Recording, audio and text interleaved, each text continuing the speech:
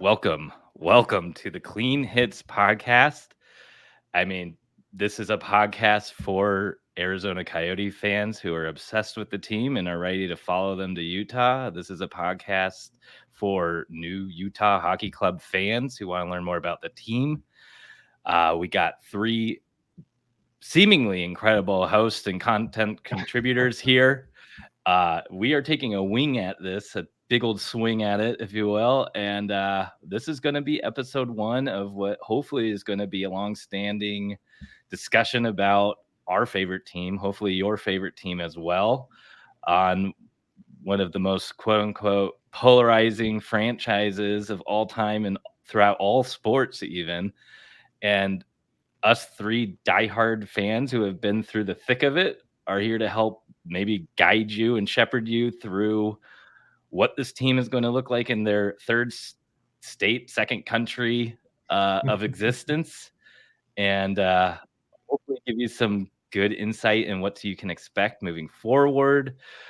We'll be here with you through all the ups and downs that this franchise will inevitably continue to go through, and hopefully have some fun in the meantime. Hopefully most of that pain is behind us, and now we are into Ryan Smith billionaire, beautiful actual ownership land that all three of us have been kind of stranded like foster children for the past 15 years. But without further ado, I am Brad, or Gretzky Betsky, that you may find on Twitter. I'm one of the contributors for Clean Hits. Again, we have a podcast that supplements kind of the recorded episodes we'll be doing.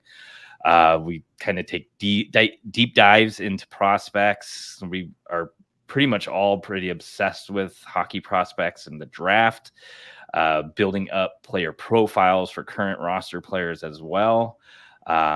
And I do a little bit more of the gambling side, so you'll probably be hearing a little bit of which shots on goal props to take from your favorite players, what point props look nice and tasty on a day-to-day basis, but it pretty much is the offseason for us, so that is going to be all tabled until the regular season.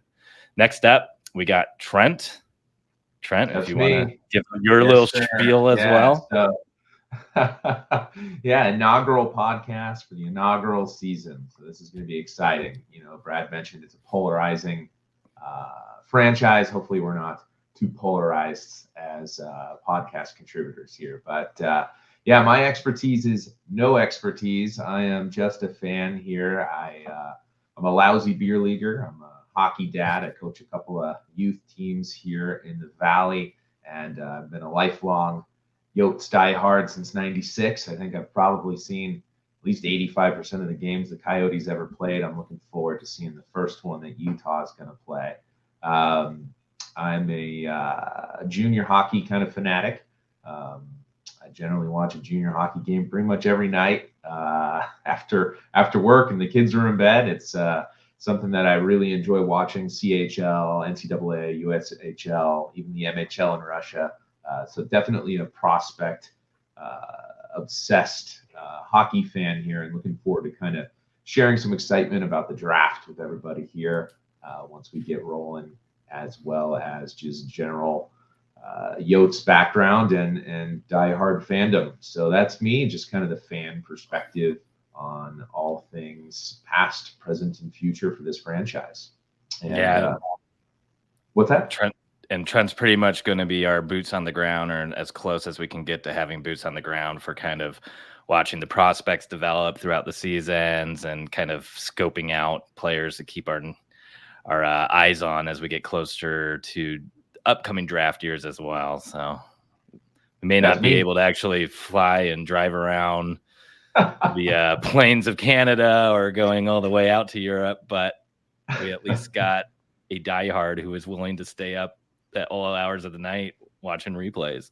That's right. And I was able to catch a BCHL game on a business trip for my day job earlier this season. So maybe I'll be able to weasel some more junior games, live viewings in as I travel around for work.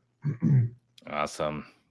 And then next up, we do have Corey, who is kind of our new addition to the team here, but we're only 2 weeks old at this point, so he's pretty much a founding contributor as well. Corey, why don't you give a little bit about yourself too? Yeah, for sure. You can't have a hockey podcast without a Canadian, so I am the Yep. lone Canadian in the group here.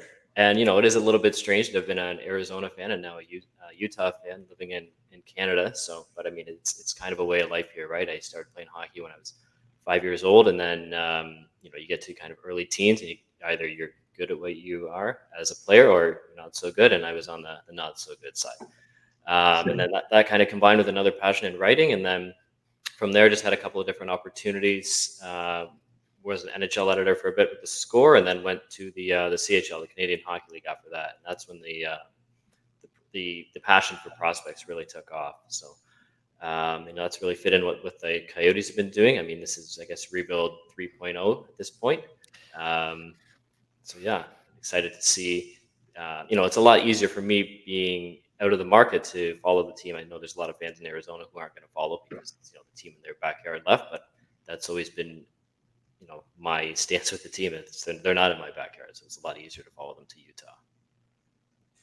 Yeah, and I think there's probably one question we've had, or that maybe some of the viewers will have, is what brought you to becoming an Arizona Coyote fan to begin with? Sure. So I actually grew up as a Leaf fan, just family and friends surrounded by them here in the Toronto area. And then you do get to the, age of enlightenment with the Leafs. And I switched in 2012, but it was kind of even before that when the whole bankruptcy thing was kicking off. I didn't really like how it was all covered in the media and the whole Make It 7 campaign to bring the team to Hamilton. And then at that time, Toronto was especially bad at that time. That was the Jason Blake, Bessa Toskala era. And then Arizona was on the way up, right? Dave Tippett had just gotten there. They made the playoffs a number of years in a row. And then I think it was the run in 2012 that, sucked me in full time. And then, they didn't win, obviously, but then that offseason, naturally just kind of went back to Toronto, and then just realized I didn't really care anymore. My, heart had moved to Arizona at that point. And, since then, Toronto's got a lot better, and Arizona did not relive the 2012 run, but so I'm not going to take any stock tips from you, Corey. No, that's where we're at here. But no, obviously excited for the direction of the team now. You look at the pile of prospects, you look at the pile of draft picks, and we kind of saw it at the end of last season there, right, with Logan Cooley and Dylan Guenther, and there's more to come too. So lots of excitement for this team for sure. Yeah. This team that love to pull the rug out from everyone. First of all, you, Corey, you're like, boom, playoffs, Western Conference Finals. I'm all in on this. Then they're like, actually, what if we cancel the season? And then literally just are terrible for 12 years in a row. And right about the time the future's getting bright and the cavalry's coming from up in the prospect pool, they're like, Utah now. Why not? So it's perfect, Corey. Great timing. And I'm looking forward to joining the club that you've been a longstanding member of being an out-of-market fan, right? Yeah. Obviously, it would be great if we had professional hockey in the Valley still, but like Corey and like Brad, at this point, it's just too far invested to walk away. I feel ownership over the team wherever they play their home games. It's still my team. It's been my team since '96, since I was a squirt myself, and lived and breathed Coyote hockey at that time. And nothing's going to change here in the future for me, other than, it's just a bit further than Glendale. Not much at this point anyway, right? Yeah. And I mean, I think that entirety of that 2012 conference final run going straight into a lockout season is just so illustrative of this franchise and whatever cursed artifact that they brought from Winnipeg to Phoenix that hopefully has been left at Gila River with Shane Doan's Ring of Honor banners, and it's not followed them to Utah because podcaster accidentally picked up the first artifact. Yeah, who knows? I forgot that it was the lockout immediately after that run, and really, you could really point a lot of fingers of how they weren't able to pick up the pieces from that or ride that momentum, especially locally with fans at that point. And I mean, you've probably all seen the meme of the guy with the increasingly large dominoes that he's setting up. Yeah. That lockout of 2013 and pushing all the dominoes falling to them moving seems kind of spot on. I mean, you had a team that gained the most buzz and momentum around town ever. And Remember all then the you fans at the don't airport welcoming them back after Yeah, they defeated the yeah. Chicago Blackhawks? We were all there supporting, and then before you know it, they're like, no season, that's okay.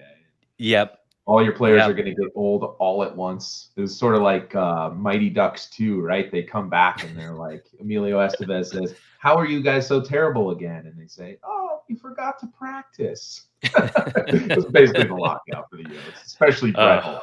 Yeah. Yeah. No, it was it almost felt like destiny that it would all go down this way. But I think as three diehards here too, it's not much of a surprise that things worked out this way, that the team moved in the quick bang, I guess, a quick rug pull. And honestly, out of all the rumored locations that we've been having to deal with for over the past 10, 15 years or so, Utah is one of the ones that was most appealing to me as a fan because the proximity to Arizona is nice. I think it being more of a small market team makes it interesting because they can kind of have that grassroots build up again. Yeah. The colder climate obviously will play into the team a little bit better, even though we've seen Vegas make the desert work. And I think all of us can agree that we have seen it grow a lot in Phoenix and that everything was pointing in the right direction for hockey to become a larger sport locally. But I guess the mirrored version of that was all the Houston rumors. And I think both, at least me and you can agree, Trent, that was not a location that we were really hoping to see happen if they had to move or one that I honestly think I don't know if I would have followed them if they went to Houston because it would have felt it would have been tough, especially some of those Canadian markets where there was just such a barrage of a-holes constantly harassing Arizona fans and just a legion of internet trolls. And that's the one thing I can say about Utah fans is they've been really, really cool and have been the whole time. And it's like easy not to have any hard feelings, right?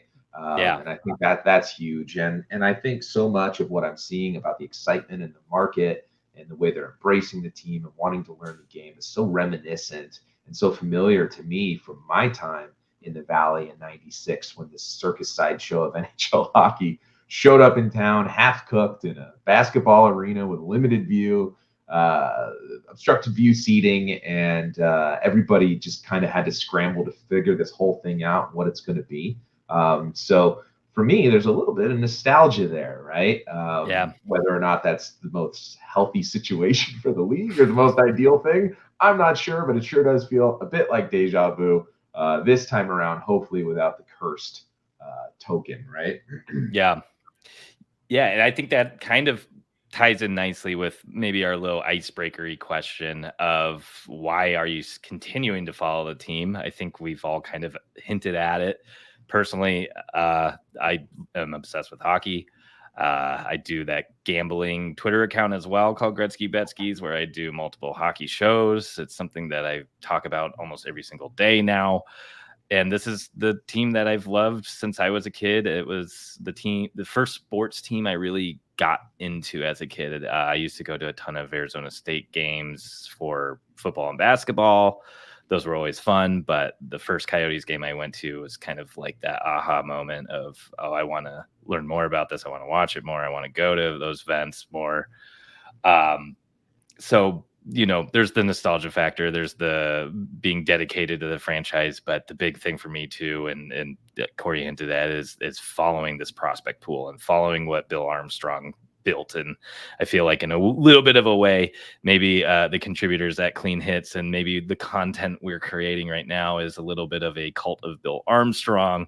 But sign me up. I'll drink the Kool-Aid because This is an incredible scouting staff he has built. If you're not familiar with it, this is kind of an unprecedented amount of draft picks in the top 3 rounds over the past 3 drafts already, and then going into the next 3. And every time he speaks to the media, he says the right things. He's not wanting to give up on this rebuild yet. He wants to continually stack these players. He's looking for the long-term success that I think, as a Coyotes fan, we can all agree on we've been dying for. And I think we're all ready to not only watch a team get back to the playoffs, but make it year over year over year and climb their way up to become a contender rather than, the flash in the pans that we've kind of had before. Because don't forget, this team made the playoffs in what, 2020? Yeah, if you want asterisks, right? I think that's it. I think you hit the nail. Or no, that was head, yeah, right? that was 2020. Okay. Yeah, and we've been fans for so long of such a directionless team, right? Yeah. That can't help themselves. They always got to abandon every rebuild, do a U-turn, change their mind on the fly. No clear direction. Finally, a guy comes in who gets it and is willing to do the hard work of tearing her down to the studs.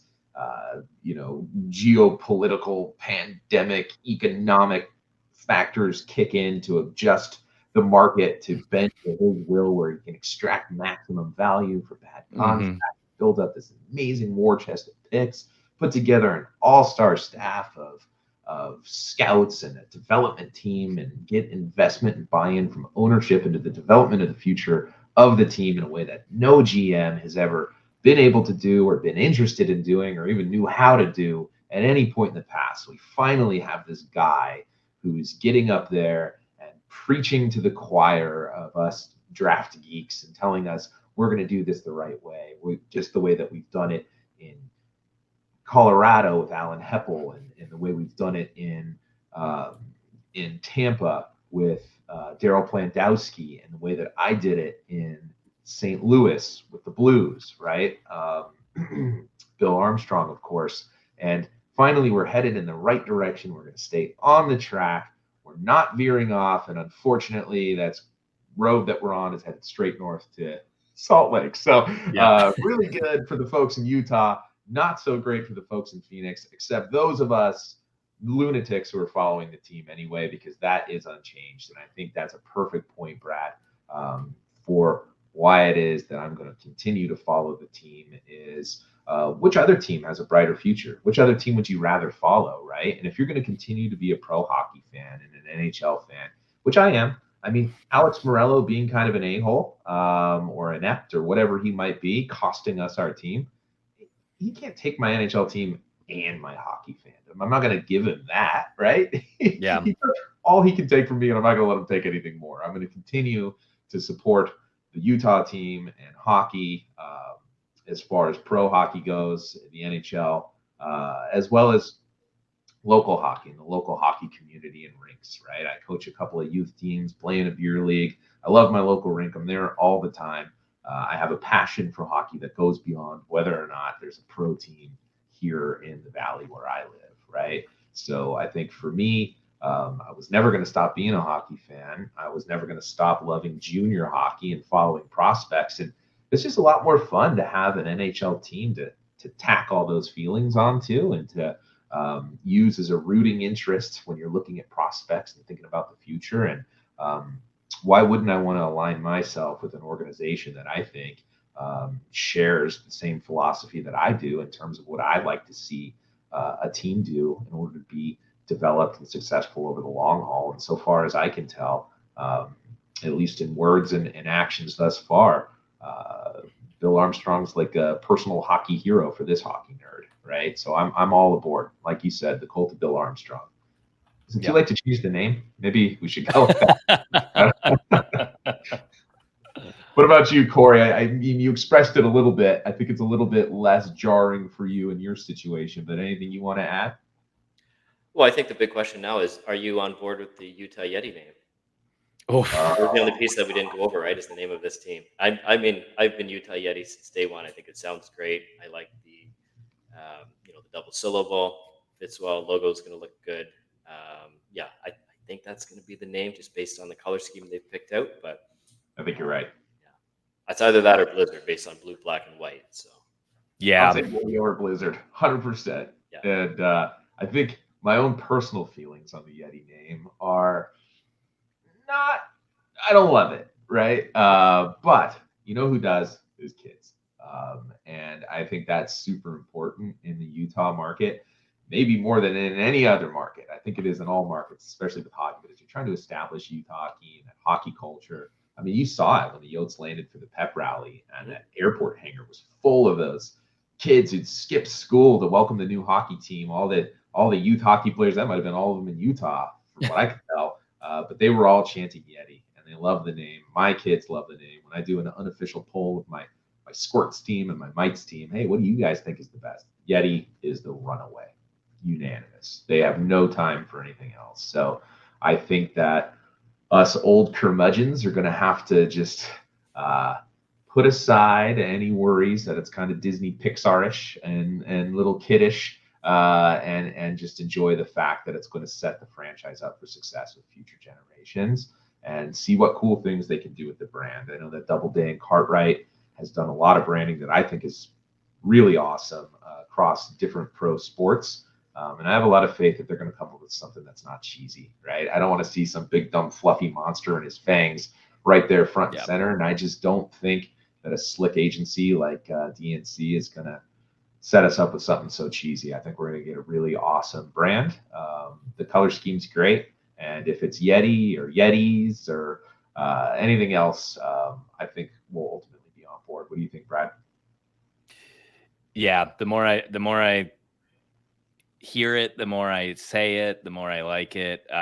If I can just kind of close my eyes and not think of what it means, it's kind of perfect in every capacity. And like you mentioned, the design firm that they brought on is not one that is making, arena football logos. So I have quite a bit of confidence in what they could create. And I hated the Kraken name when it came out, and that branding is awesome. So as long as we're kind of going in that direction and not going full, excuse me, but Toronto Raptors here, I think we may be in a good spot.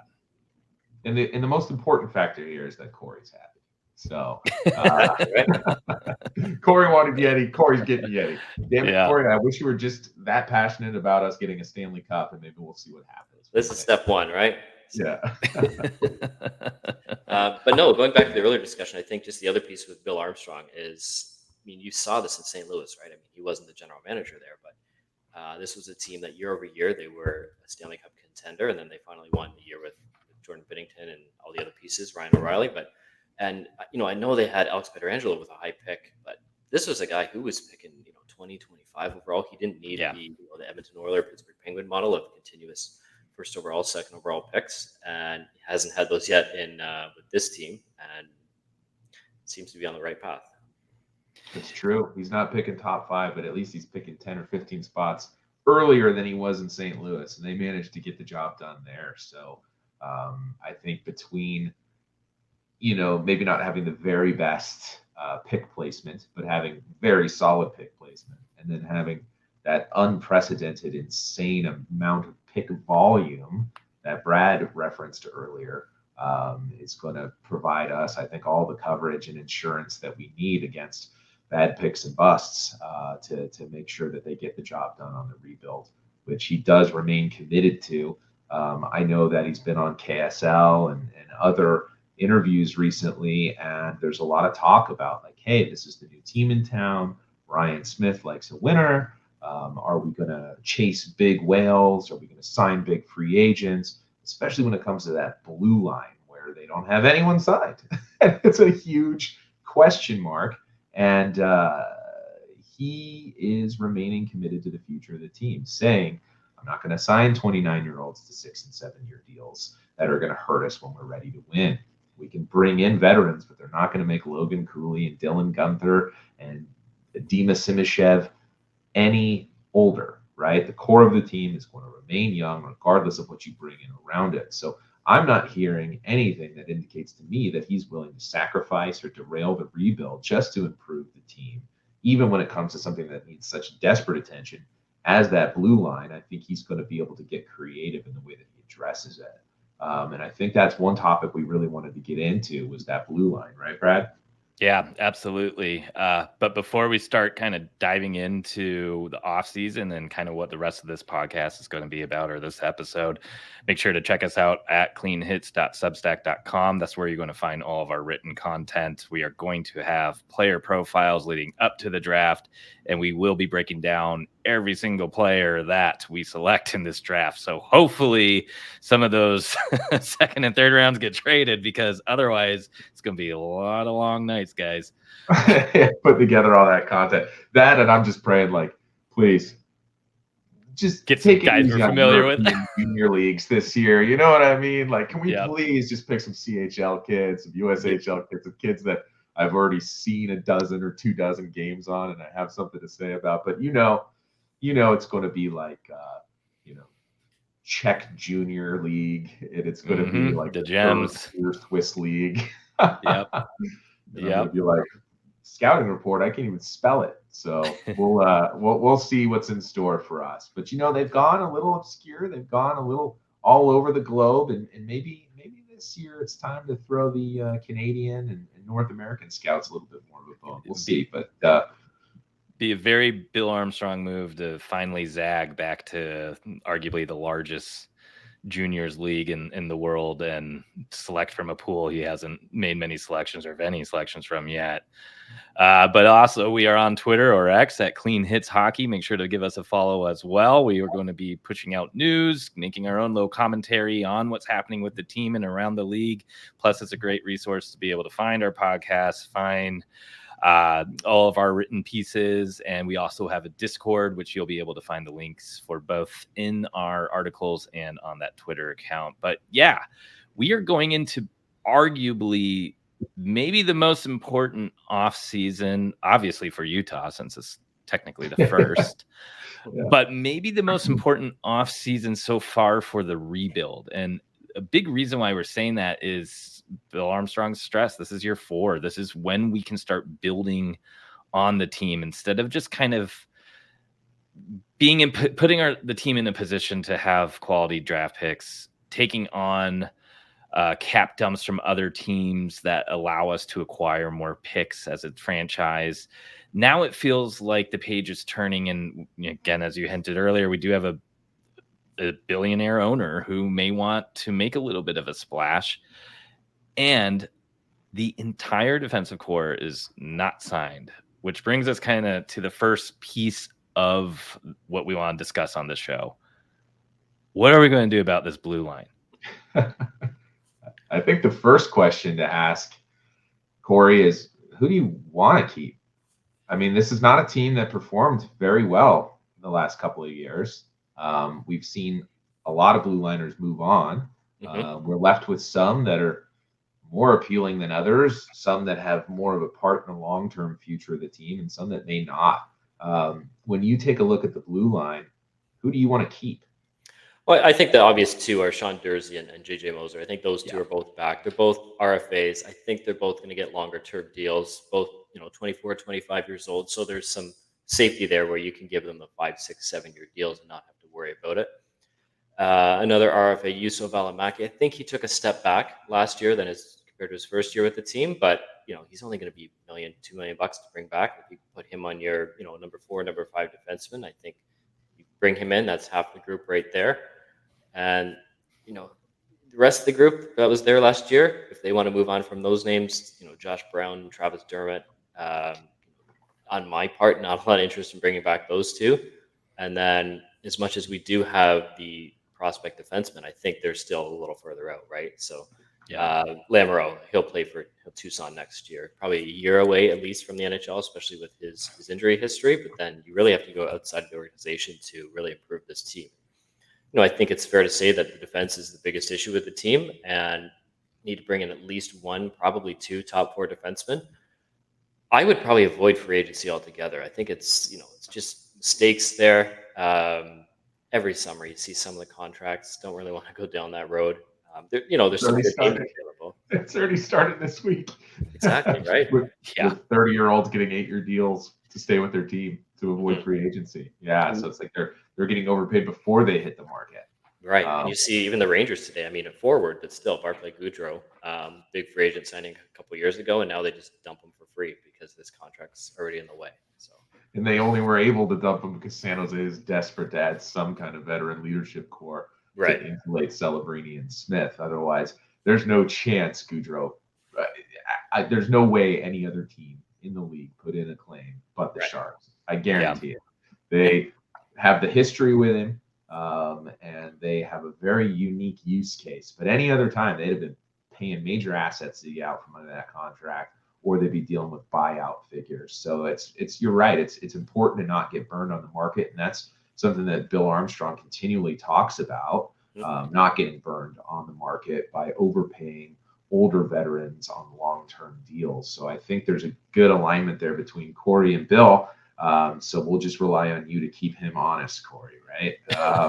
And I think it was a good point you made about Moser and Durzi being kind of those key pieces that we would want to keep long-term on the blue line. I think it helps that they're both Bill Armstrong pickups, right? They took Moser famously a double re-entry, or not re-entry, but a double. It was his third year of eligibility in the draft from the Swiss Men's League. Took him in the second round, and at the time I thought, what are these guys doing? It was the first draft they were running. I'm like, they took this Moser guy who you probably could have had for free as a free agent. They took him in the second round. What is this? Shane Doan's kid, this nepotism pick. I'm not liking this. I thought these guys were the best scouts ever, and this second round is a little bit frightening. And now look. Josh Doan's lighting it up. He's the story of the end of the season, apart from the relocation. And JJ Moser's already a reliable contributor on the team, right? So I think that Bill Armstrong has a lot of loyalty to those guys he brings in. I think they have a lot of loyalty to him. Yusuf Valimaki's a little bit of a different story, being a waiver claim. And I think you're right. He did take a little bit of a step back last season. But even his version of a step back is still better than I thought we were going to get from a waiver claim. Right. So it's pretty exciting that the first season we claimed him, he was this amazing contributor, so much better than anybody thought. He did take a half a step back last season, and I'm hoping that their truth is somewhere in the middle. Because if we can get a guy that's halfway between the guy we saw last season and the guy we saw the season before that, I think that's a solid third pairing defenseman that we're happy to run out night after night, and is great value for a waiver claim. And I don't know how much we're going to be diving into the waiver claims this year. I think that we're kind of graduating out of that zone a little bit. Yeah. I hope that we won't be quite so bargain bin shopping, even though that's worked out for us to some extent in the past, that we'd go for a little bit bigger fish. Now, is that going to be free agency? To your point, Corey, I would avoid free agency with one caveat. I would avoid any deals longer than 4 years, maybe even any deal longer than 3, right? Because we've seen a mixed bag from Bill Armstrong when it comes to UFAs. Some phenomenal signings like Nick Bjugstad and Alex Kerfoot, and then some really not great ones like Matt Dumba, Jason Zucker, and even Dmitry Yaskin, if you guys remember him famously overpaying the big Czech winger who'd been playing in Russia, who was a Blues draft pick, and he was terrible. He was just an awful player. He only played a couple games till he had a terrible injury, right? Yeah. But we had multiple years on him, so he had like a season-ending injury, maybe. I don't remember, but he pretty much missed the entire season after playing only a handful of games, and then they just kind of really don't bother coming back, right? Let's just back away. Pretend this never happened. And that's the key. And I think that's the nice thing is when he signed guys to multi-year deals as UFAs, they've been great. Bjugstad, Kerfoot, happy to have them. When he signed guys to 1-year deals, sometimes they hit, sometimes they miss, right? And I think that playing it safe that way and being conservative with those contracts he's doling out is going to be huge. But here's where I struggle a little bit. What if there's a guy on the market that solves a huge need for us, and he's kind of on the edge of that age range. He's kind of on the edge of his term demands in terms of years of a contract. And he's gonna need a little extra money to come to a team that's just pulling out of the rebuild, but he checks such a great box for something that we need so much. I'm thinking of like Matt Roy, right? This top penalty killer from the LA Kings, who's a top penalty killing team in the league. He's a right-handed D. He's a veteran presence. He grew up in small Townsville, Michigan, and played in the USHL and for a pretty small college program, and might be a really good culture fit for Utah, as an example. But he's a little bit older. He's going to take a little bit of extra cash to sign, and he's going to want probably at least 4 years, right? And do you make an exception for a guy that you know can come in, help with the culture, help with the leadership, help with the penalty kill, but he maybe gets you a little bit outside of your comfort zone of what you want to do with free agents this summer? What are your thoughts on that, Brad? Does that ring true to you as something that'd be worth exploring, or do you lean more like Corey, where you want to avoid commitments on the free agent market? Yeah, I think I mean, with that type of contract that you outlined, it's kind of ideal, and I think it depends on the player. So grabbing more of those players who know how to play a certain role, that is a role the team is looking for, and are willing to maybe take a little bit extra money on shorter term, I do think that makes a lot of sense. I saw some tweet with a graphic, and it made me question it and the validity of it, because it was saying that Utah was S tier and like a tiered list of locations for free agents. And I assume it could only mean because of the cap space, right? But we know that Bukestad was able to sell Arizona to Jason Zucker and Dumba last offseason. We've had this happen for Arizona before, where people like Keith Yandel were able to sell the team to other players. Could this still be happening even though the team's moving to a brand new location? Maybe there's some excitement for players to kind of go to this oasis of allowing people. The team's like a rehab clinic the more you think about it. Yeah. Especially with goalies. I mean, the franchise has been. It's been a place for players to kind of come to regain their role on a NHL team and kind of do a nice little reset and kind of find their game again. So I think those type of players through free agency. Now, I don't know how many there are. I would need to look at the entire list again and try to pinpoint which ones I would put in that category, are the ones to look for. The ones that are looking for the bigger payday because it's the end of their career, maybe not so much. The ones that, like we learned last year, will go to the team because maybe they don't have other teams that are interested, or those other teams they would prefer to go to don't have the cap space for them. So they say, well, I'll go to Utah for 6 months and then they'll train me at the deadline. Those are the ones I want to avoid completely again. So yeah, Matt Roy's a great example. I'll need to pull up the list and kind of just poke around some of the names and see if I can find one that stands out for me on defense. And I'm sure there would be some depth forwards too, but again, I don't know if you're going to be able to find a true top pairing defenseman, or maybe even like a true top four guy where Roy plays in the top four for a certain role, Yeah. I think one guy who's the perfect example of what we probably want to avoid is Nikita Zadorov, right? Zadorov has got his stock through the roof from when he was traded by Calgary for a pittance, went to Vancouver, shined in the playoffs, and showed what he can bring as this big, mean Mack truck of a Russian defenseman.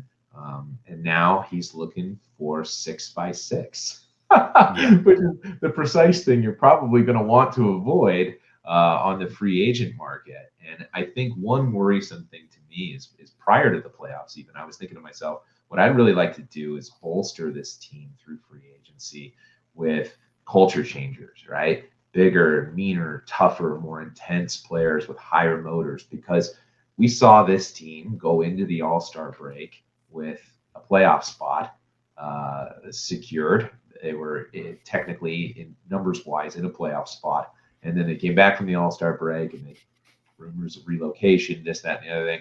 They folded like a cheap suit, right? They fell to shambles and didn't win a game for a month. And I think those leaders, those physical edge players who continue to bring, blood and guts and heart on a sleeve, even when they're not scoring, was a huge element that was missing. And in my mind, I thought, those types can often be a bit underrated on the market because we don't necessarily need scorers. So maybe we can get some good value and maybe sign the likes of Sam Lafferty, or even at the time I was thinking Zadorov, or maybe Yakov Trenin or Dakota Joshua is another one, right?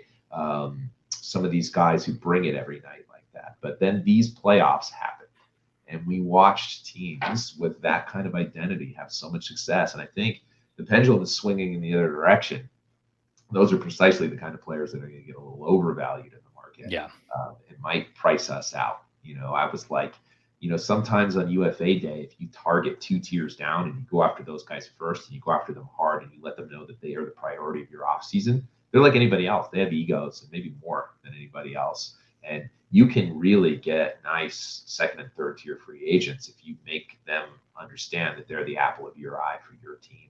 I remember reports of that where, the general manager and the head coach would fly out and be at the player's home on the beginning of free agency. And this is like a mid-tier free agent, and that meaning a lot to them and wanting to sign with the team. But I'm afraid suddenly there's going to be a whole lot of suitors who are beating down Dakota Joshua's door right when the bell rings to open free agency. So I don't think we're going to be getting any kind of bargains out there on those culture changers any longer. And that might mean it's time to trade, right? And Bill Armstrong talked about that. He's talked about the kinds of trades he likes to do.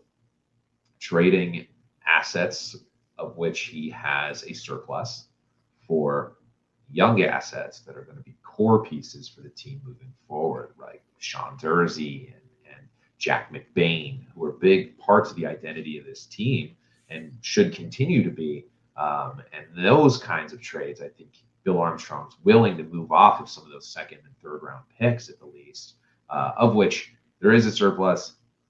You could argue he has too many of them. There's going to be a 50 contract limit. Eventually, we're going to lose a prospect we'd rather have kept because we don't have room for him. So I think diversifying the pool of youth in the rebuild by sacrificing some future picks for some current help, as long as it's aligned with the age range of our competitive window, is going to be a good strategy. And I wonder if that's not the best way to solve some of the blue line issues. It's not through free agency, not through waiver claims in the bargain bin, not through rushing Maverick Lamora, he's not going to be ready. I've seen some chatter on Twitter that he's going to make the team. There's no chance. He's going to need some time to adjust. He hasn't been healthy in the queue. He's still a big gangly kid growing into his frame. I would not want to expose him to getting turnstiled by NHL stars. I don't think that'd be good for him. I think Tucson's the right place for Mav. But agreed. Having said that, Victor Soderstrom's not working out. Kolya Chonuk is threatening to go back to the KHL. Probably not a big part of the future either. I don't see the cavalry coming up from Tucson to bail us out of this D issue. So we can explore free agents to overpay, maybe get us out of our comfort zone in order to keep assets, or we could consider starting to package those assets and move some of those out to get some immediate help.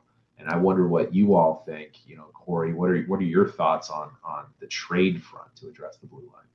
Yeah, and I think just going back to free agency, like if there's an opportunity to bring in a Brady Shea or some of the other top tier guys on a 4-year deal, but I don't think they're going to do that, right? Someone's going to give them the 6 or the 7, and it's going to be 7 times 7, 7 times 8. It's going to be a big, ugly contract. He's going to be a great player for the first 3 years, and then 3 years down the road, when maybe Dylan Gunther at that point needs to do $8 million, $9 million, and how does this all fit together? But no, I think we're going to see a redo essentially of the Sean Dursey deal, right? It was 1 second round pick for, or was it 2 for Sean Dursey? 1 for Dursey and 1 for McBain. So I think we'll see a redo of that. And there's some decent defensemen available, and teams that they just don't have a spot for them or cap issues. So you can go to the Rangers for maybe a Brian Lindgren. You can go to Vegas, has a couple of defensemen available. Yep. See what happens with Florida here. If they win the cup, especially, the cap issues are going to get even more challenging for them. So, yeah, I would almost avoid free agency altogether. I don't really think we need many additions to the forward group, if at all. So, defense just would need to come through trade. That's right. That's right. And I think you pointed out a few good ones there. Vegas is going to have to make some tough decisions. There's teams like San Jose. How deep are they going to cut? They've held on to Mario Ferrero as an example, but are they going to continue to do that? I mean, they bring in Barclay Goodrow. Are they going to try to just bring in cheap and free vets and then trade anyone off who has any value? If so, I think Ferraro would be a great add for the same reasons that Matt Roy is attractive. He's just going to come in a younger, cheaper package, right? And then there's a couple guys in Vegas, like you mentioned. There's a lot of teams that are going to be up against it and making some difficult decisions. And I think Bill Armstrong has always leveraged those market conditions to extract max value in these trades. So I think whatever direction we go, and as we explore different trade options and rumors, and we're going to be providing more information on that in the blog and future podcasts, I think we're going to be in good hands. I think that Bill Armstrong and his team are the right guys to make sure that the blue line does get addressed. And maybe we'll see just kind of a combination of trades, free agent signings, and maybe surprise breakthroughs from prospects even. As long as we get the top existing RFAs that we want to keep, the Durzees, the Mosers, and the Valimakis signed without any drama or acrimony, I think that's going to be a really solid first step to getting this addressed. Yeah, and just to throw one more name out on the trade list, like if you're the Calgary Flames and you've just traded Jacob Markstrom, why are you going to keep Rasmus Anderson? Yeah, I know.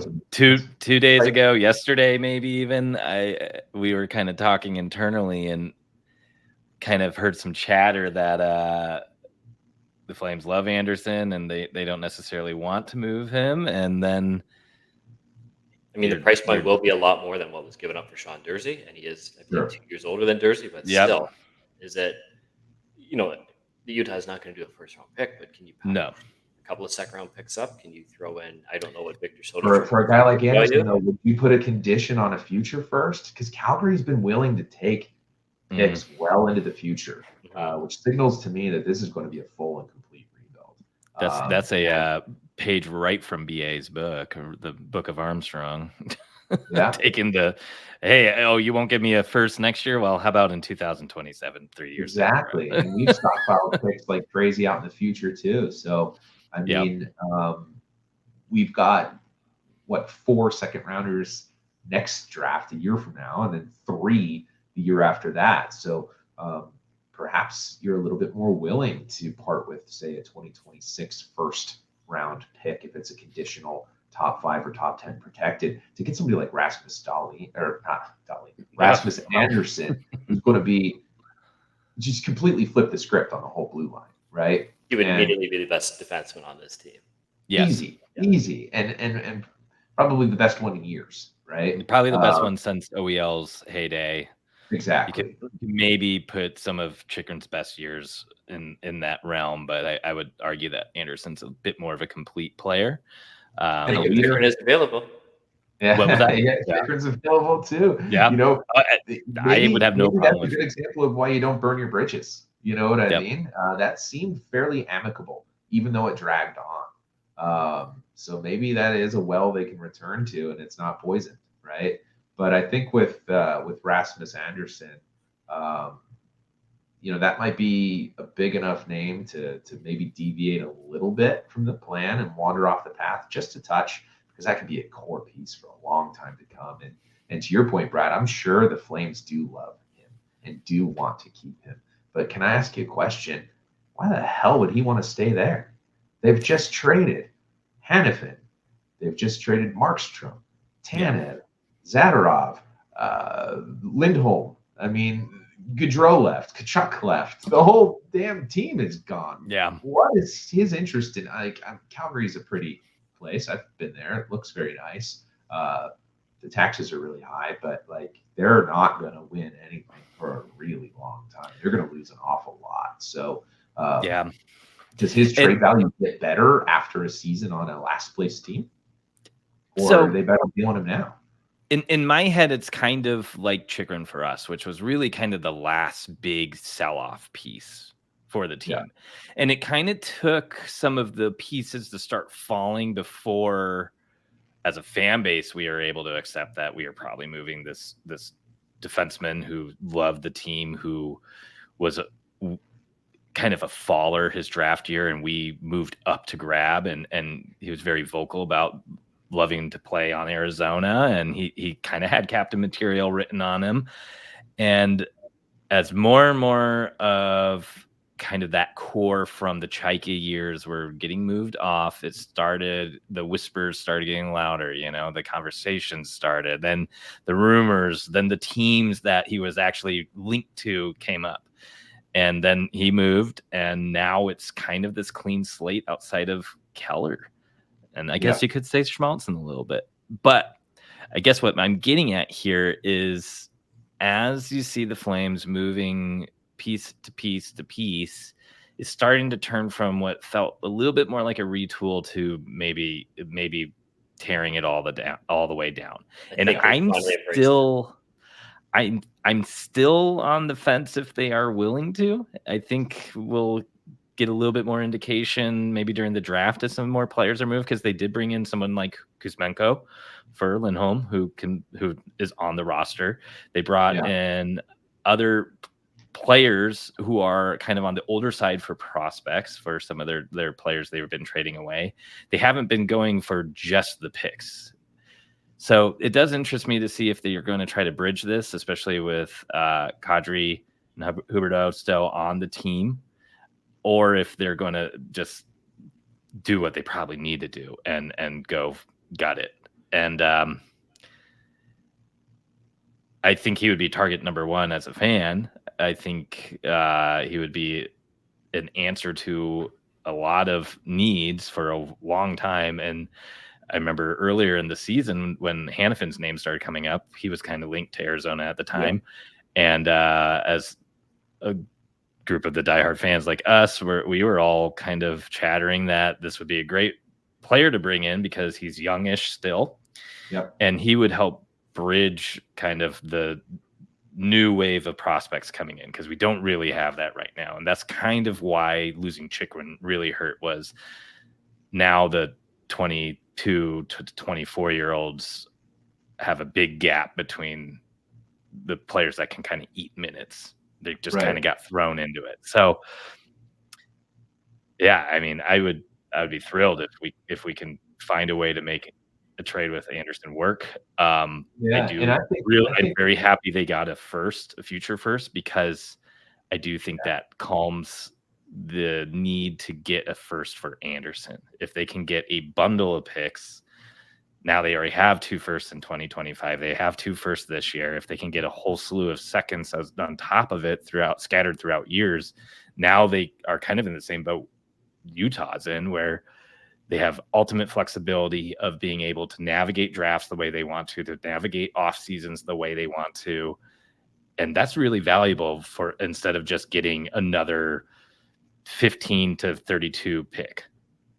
And I would say that Craig Conroy, in these wheeling and dealing he's found himself doing, he's shown a willingness to get creative on pick conditions. I mean, we saw some of those pick conditions were insane in some of those deals that he did, so I think conditional picks and future picks, he's shown a willingness to get. He's obviously chasing volume in the best way that he can. It's not the same market Bill Armstrong was able to exploit for pick volume. But one other item is that he seems to be picking up young defensemen who are close to pro ready or already pro in every one of these trades. Like, as an example, you got Brushkevich and Yermo in the Lindholm deal. Brushkevich is still in the OHL, but he's going to graduate probably this season to the AHL. Yermo is playing pro in Finland, I think. He's kind of a long shot, but he's probably AHL ready. They got Grushnikov from Dallas, who's pretty highly thought of by certain scouts and is in the AHL already. They got Miramanov from Vegas in the Hanifin deal, and Miramanov is already an NHL pro defenseman. They got Ohachuk from Jersey, who I think maybe is already going back to Russia. But then just today, they got Kevin Ball, NHL roster player from Markstrom. And this is, with a first in the Lindholm deal, a second in the Tanev deal, a first in the Hanifin deal, and a first in the Markstrom deal. So they're adding first-round picks like crazy. Yeah. They're adding conditional picks like crazy. And they're adding young defensemen who are ready to contribute to the NHL roster this season in these deals. And how much more expendable does that make Anderson? And how much more flexible does that make them on the return, not necessarily being the first-round pick in this draft? Yeah, because if you're dealing Anderson to a contender, that first-round pick could easily be pick 30 to 32. And what's the difference from 30 to 32 then? 38. 33 to 38. Yeah. I mean, it's interesting. I want to throw out a couple names. I have the UFA list pulled up, and I just kind of want to see some general reactions here, since kind of going back to the idea of, would you be willing to sign these guys? And I'm not grabbing any of the superstar names. So we're talking grabbing some of these vets who are maybe a little bit older, but maybe have their own specialties, to, let's say, a 3 to 4 year deal in a cap hit that's probably going to overpay just a touch. But nothing that's going to break the banks when you have 44 million in cap space, right? So let's start with TJ Brody. Is he washed? Is he done? Or is this type of 2-year type deal that could potentially help just shelter and bring leadership to the team? I think he's pretty much done. Yeah. Long history of injuries in Toronto, and would not be a player I'd be interested in. Yeah, unfortunately. Yeah, I think his, not only are his best days behind him, but I fear that his pro days are behind him. I agree. How about Brendan Dillon? 33 years old. My ass, the time flown by. Yeah. But what was his 5v5 time on ice, or his overall time on ice last year? Is he just a PK specialty, or was he logging good minutes at even strength? It looks like he was. I don't know. I only have Cap Friendly, rest in peace, pulled up, but he did average about 18 minutes and 44 seconds per game. That would be ahead of. Oh, this is interesting. It would actually be below Dumba. But Dumba was not getting minutes that he earned. Dumba was getting showcased, and it didn't work. Yep. And then for another comparable of a name that's been brought up, Matt Roy was averaging 20.53 seconds. So pretty low when you're talking about kind of the shutdown top 4 defenders, but. Yeah, I think that Dillon is a big bully and a good penalty killer, and he's a little bit older, but I'd certainly be willing to look at that if there was a willingness from him to accept a shorter deal if he's not reached a point in his career where he just wants it's contender or bust, right? Yeah. Yeah, I would be the same. I think, not necessarily depth guys, but bottom 6 forwards, bottom pair D, it's got to be kept at, maximum 3 years, and even that is a little bit uncomfortable. Yeah.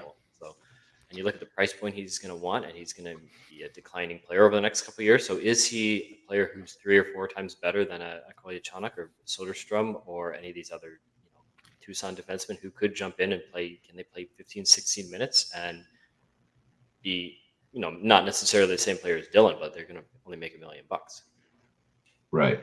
Or even a trade target, someone who could maybe be had a little bit more cheaply, who plays a similar style, like a Jeremy Lauzon from Nashville. I don't know if we're interested in moving him, but those rough and tumble stay-at-home D who are willing to drop the mitts from time to time generally aren't going to cost you an arm and a leg. And there are some younger ones out there than Dillon, but if if you want to save the assets for a big swing like Anderson, if we get a right D like Anderson who can help our power play, and I'd love to get a lefty like Dylan who we can afford to go a little bit lower on the depth chart on to balance that out, because I'd really like to see from our additions somebody who can help that penalty kill, and somebody who can help that power play. And if that somebody can get JJ Moser, who I love and have nothing bad to say about, other than please get that kid off the power play, please. Yes. He is not helping it in any way, shape, or form. He's such a solid defenseman that it almost saddens me to see him out there on the power play struggling. The poor guy just shouldn't be there. You know what I mean? It's not his fault.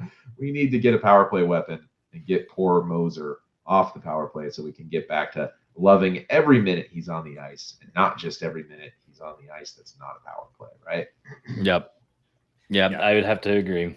I think the other thing too with Dylan and Brody is the biggest issue on defense is the top four, and neither of them is that role, right? So it doesn't really address the biggest issue. And that is definitely something that I don't think will be addressed necessarily in UFA, but even finding kind of a third pairing, second pairing tweener just helps with the depth, because really this year we pretty much had two top four guys in Jersey and Moser, and really not much else besides maybe number 6 guys in Valley Mackey. Kesselring had some really nice games. He definitely is a work in progress, but the depth. I would be happy with having 6 number 4s on the team if that's the route we had to go. It has to change though. All right. I think I would actually be all right with Dylan, but I would not be thrilled because there's some Brown PTSD happening to me the more I think about this. And I guess I thought he was a little bit younger. So I know Winnipeg fans were pretty happy with his performance for the most part. I know he blocked a ton of shots in that first round of the playoffs. He was kind of a block shots props darling for a minute there, but yeah, I don't know. He think brings the hits. He had 241 of them last season. That's got to be way up towards the top in the league. Earlier this offseason, we need that element. We need that leadership. We need a guy who's not going to hear a rumor and then just fall to pieces. You know what I mean? Yeah, that's true. That is true. I'm lukewarm on him. I wouldn't be thrilled. I wouldn't be disappointed. There's some other names I'd like to see more potentially, and one of those would be somebody who's familiar with the team in Shane Gostisbehere. Would you be willing to bring Gostisbehere back if you had to overpay a little bit? And I don't think you're going to get him for 2 years. You probably need to be signing someone like him for 3 to 4. He's 31, PP specialist. He did pretty good in Detroit. Maybe they make room for him. Maybe they want to just bring him back. I'm sure there's going to be other teams that are looking for him, but maybe he'd be fine with coming to play for Tournier again. And kind of goes into what you were saying about getting JJ off that power play. But the caveat here is you got to be realistic with what that contract looks like, because I don't think he's going to just take anything that the old team that used to have him will dish out to him, right? I would lean no, because I think he's too similar of a player to Sean Dursey. Historically, I'm not a fan of bringing back ex-players either. I think that's a little bit out the window now that the team's in a different city, so it's kind of like a fresh start. But my preference would be, let's just get a new face. A little too similar to Dursey, so I would opt and see what else is out there. Yeah, my initial impulse is, hell yeah, bring him back. That's just what I want. I want someone to help the power play. He's a veteran. He can eat some minutes. He's got to be a little sheltered. So does Jersey, though. That's kind of a problem. But that's one where I just want to be impulsive and say, hell yes, bring him aboard. But the concept of bringing on board a Shane Gostisbehere and a Shane Gostisbehere equivalent that's more defensive-minded on 3-year deals, we'll say, is philosophically, we are then just kind of bridging the gap until the prospects are ready, right? Yeah. Which sounds good. what prospects are those on defense, right? Which ones are really coming to save the day? Simishev, of course, is a top tier prospect. Duda, kind of a mystery box at this point. Lamara, I love him. He was a long shot when we drafted him, a big project. He's still a project. Now there's the double shoulder injuries. We'll see. I hope for the best for him. He's awesome. I think he could be a game changer. There's still a long road ahead for him. I'm not seeing a whole lot on the horizon. So does it make more sense to pay bigger assets for a trade target that's part of the core for the future than hired hand veterans on a bridge deal that are bridging us to where? I guess a lot of that depends on who we drafted 6th overall, right?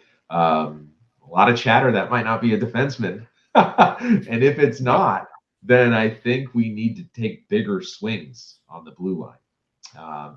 Now, if we go in and we draft a fantastic blue chip defenseman 6th overall, and then we grab a couple more in the 2nd round, a couple more in the 3rd round, all right, maybe we start bridging some veterans. But if we grab an electric winger who's going to score buckets of goals for us at 6th, and then at 38th, we can't help ourselves, and we have to take this big two-way center we love so much. And then finally we address D at 49.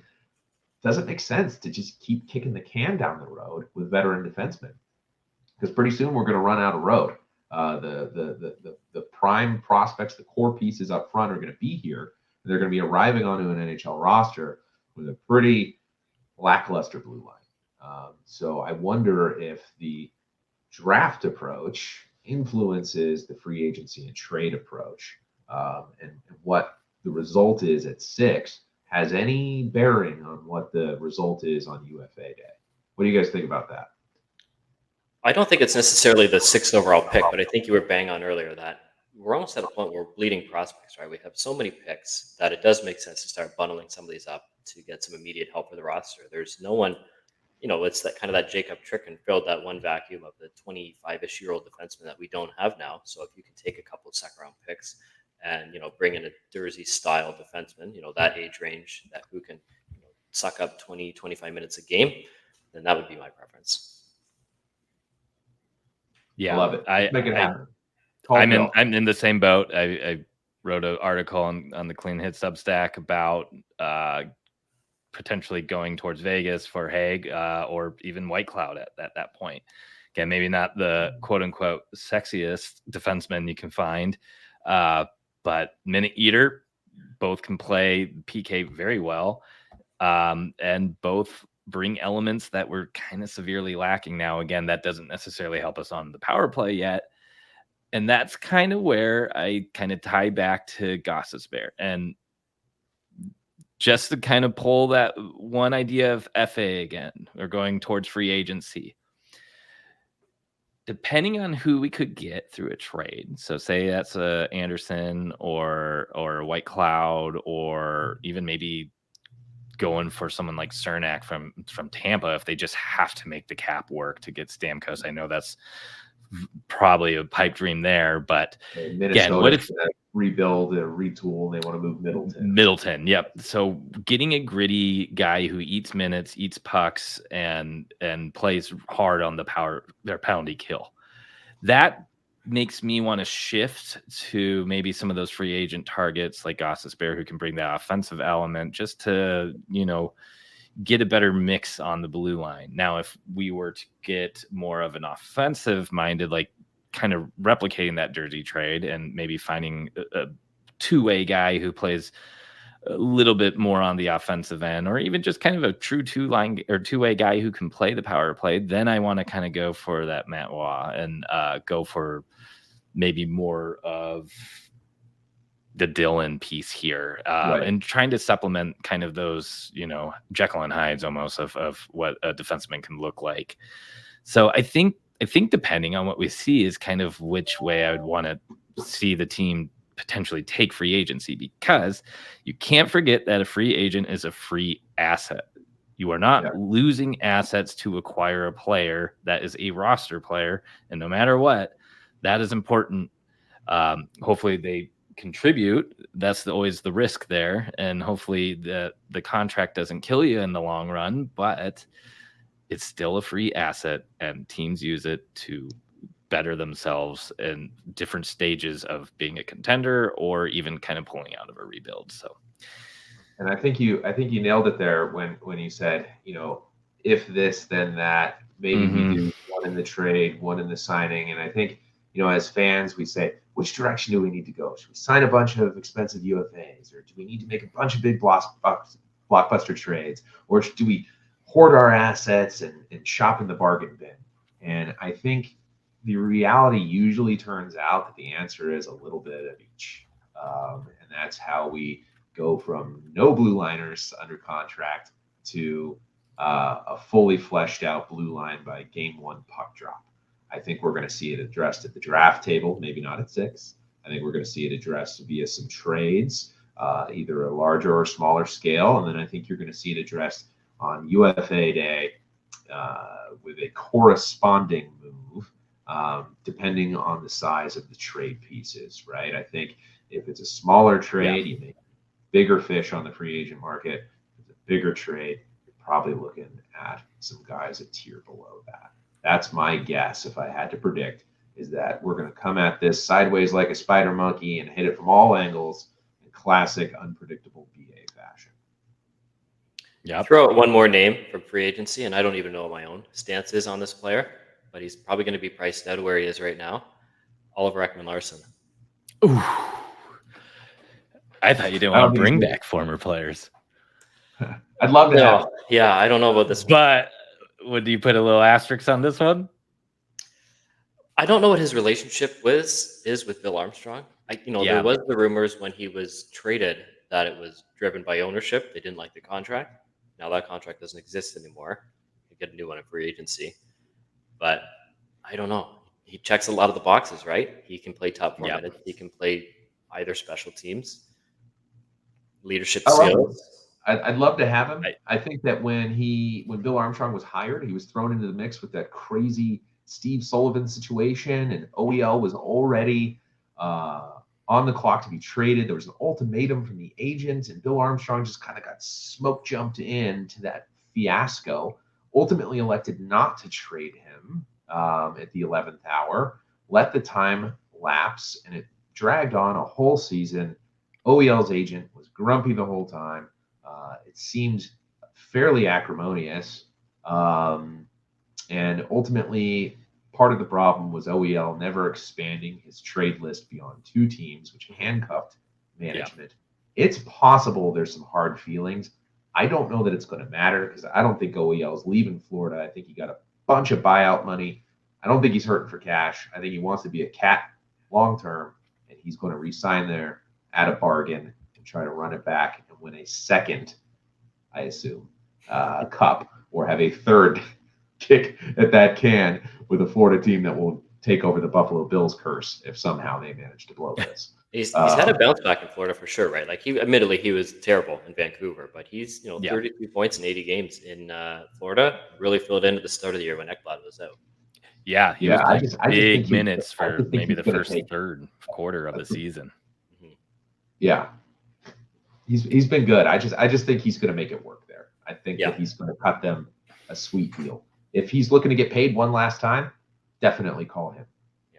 Yeah. As much as I don't like bringing back former players, I mean, obviously it's the same person, but he's coming back in a different situation, right? He's a little older. He's not going to be the captain. He's not going to be the number 1 defenseman. If he can come in and play number 4, slot in, is he behind Moser on the left side? He can play 20 minutes, then I think it would be open to it. More so than Gostisbehere, I think. Yeah. I'd prefer to have OEL. Yeah. that may now be my number 1 FA choice, even though I don't know how realistic it is. But man, it would be something to see him come back, and maybe they give him the assistant role, and I think the other challenge too with free agency is players might not want to go to Utah in year 1 because they don't exactly know what they're getting into here, right? I mean, with Vegas, at least traveled there before as people. Everybody been there. And people know Seattle because it's very similar to the rest of the West Coast and Vancouver. But I mean, Utah is a whole different animal here, right? So maybe it's easier to bring in players through trade for year one, and then players see what happens in the first season in Utah, and they're more inclined to sign there a year from now. Yeah, right. And here's how my Galaxy brain is working on OEL. If he comes here, 91 is unavailable because of Josh Stone.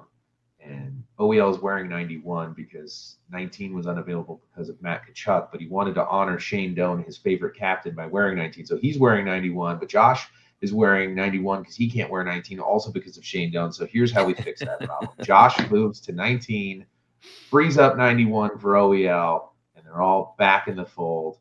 And I don't know what Toronto's doing with Donor, but maybe it's time to bring him back. That would be something else. That is the time as a flat circle FA signing plus boosting up the hockey operations side.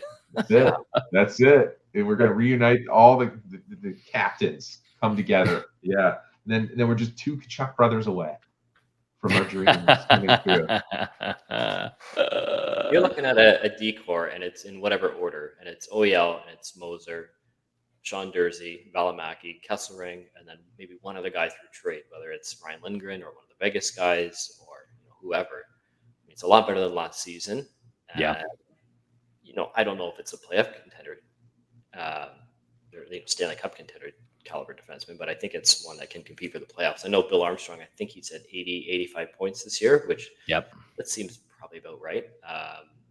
That's kind of where they were looking last year until all the Salt Lake stuff popped up, and then they just went right over the cliff. But it's a 500 hockey team. Yeah, and whether it's OEL or not, I think that blue line that you described in terms of quality is the most likely outcome of this offseason, is that we're going to end up with we'll call it a 16th best decor in the league, plus or minus 3. More likely -3 on that, but an average to slightly below average decor, I think, is something to shoot for, especially given that we technically have the worst one in the league right now because there's nobody there. So I think anywhere we go is up from here, and I think that I've got confidence in the front office to get it addressed and get us at least an average blue line for our inaugural season, and keep us from getting boat raced on a regular basis, and not have to rely on our goalies who are kind of more equipped to do it by committee and not steal the show every night. So I think that's going to all work towards building that long-term team identity. And maybe OEL will be more inclined to come to Utah if he's got a countryman like Rasmus Anderson on the team. Yes, let's get him both. Let's get them both. That is the ultimate fantasy. You heard it here on Clean Hits. First pairing, Oliver Ekman-Larsson, Rasmus Anderson. Second pairing, Love it. JJ Moser, Sean Dursey. Third pairing, Juuso Valimaki, Kesselring. That's it. Done deal. Call BA and get it done. Yep. Phone it in. The other piece here is I don't know how much Bill Armstrong is going to need to check that box for Ryan Smith wants to bring in a big name or make a big splash, something like that. And, they're not even really close to the cap floor. So even if they bring in OEL and all these other trade targets, they're all pretty small salaries relatively. They might not get to the cap floor. They're losing a lot of the dead money. I think Shea Weber's the only one left. Voracek's gone. Brian Little is gone. So, is there some other big signing in there that gets them, something here? Just get it done with OEL then. And Anderson. That's it. Yeah. I like that game plan, and now I'm sticking to it. It's pretty maintained. The only other thing I could see happening is, and it would be on a condition, if Schmaltz were to be traded for that top 4 defenseman, maybe a team like the Islanders, who are looking to add some skill and have kind of a plethora of top 4 defenders. If we were to move Schmaltz, or this would not be something I would be thrilled about, but even somebody like Michelli, who could be very highly desired by a team that would maybe be willing to move maybe another top defensive prospect that's kind of on the cusp of a roster spot, or maybe kind of was able to make an impact last season, but they really need the scoring help. Then I could see Smith being able to pull Armstrong's chains a little bit more and maybe going heavy on a forward. But I just don't know who that would be. The only name that I could potentially see would be someone like Marchessault, who Doesn't sound like he's going to be back in Vegas. No, and maybe he would like to be kind of that superstar on another team. Maybe he got used to that in Vegas and wants to continue that. So I don't know how many teams are actually going to be able to afford what he will be wanting, and maybe that's something where they could get him on a 5-year deal or something and overpay. But again, there's the top 6, especially on the wing side, is almost completely full at this point. So something would have to give. But the little screen display here says how to address the blue line.